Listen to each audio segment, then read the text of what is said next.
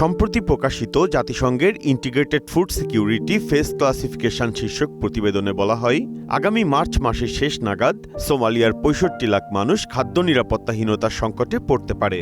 কয়েক মৌসুম ধরে স্বাভাবিকের তুলনায় কম বৃষ্টিপাত হওয়ায় কৃষি উৎপাদন মারাত্মকভাবে ক্ষতিগ্রস্ত হয়েছে এবং গ্রামীণ জনগোষ্ঠীর জীবিকা ভেঙে পড়েছে।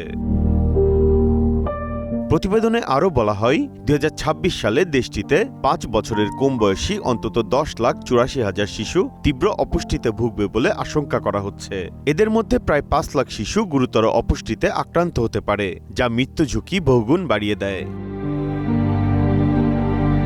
জাতিসংঘের সংশ্লিষ্ট কর্মকর্তারা জানান, পানির তীব্র সংকট, নিরাপত্তাহীনতা ও সংঘাতের পাশাপাশি আন্তর্জাতিক মানবিক তহবিল কমে যাওয়ায় খাদ্য সহায়তা কর্মসূচি সীমিত হয়ে পড়েছে। অনেক এলাকায় পরিবারগুলো খাদ্য, পানি ও পশুখাদ্যের অভাবে বসতভিটা ছেড়ে অন্যত্র আশ্রয় নিতে বাধ্য হচ্ছে।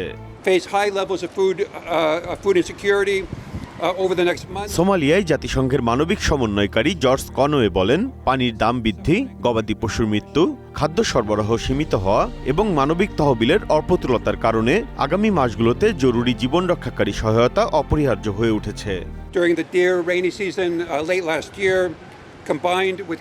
আবহাওয়ার পূর্বাভাসে দেখা গেছে, এপ্রিল থেকে জুন পর্যন্ত বর্ষাকালেও স্বাভাবিকের চেয়ে কম বৃষ্টিপাতের সম্ভাবনা রয়েছে। ফলে ফসল উৎপাদন কমে যাওয়ার পাশাপাশি বাস্তুচ্যুত মানুষের সংখ্যা আরও বাড়তে পারে বলে আশঙ্কা করা হচ্ছে।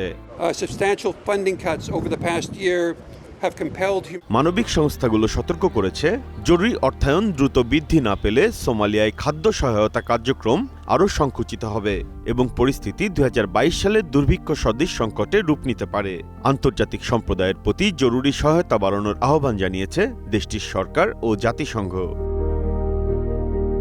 Biprajit Chanda, green news desk.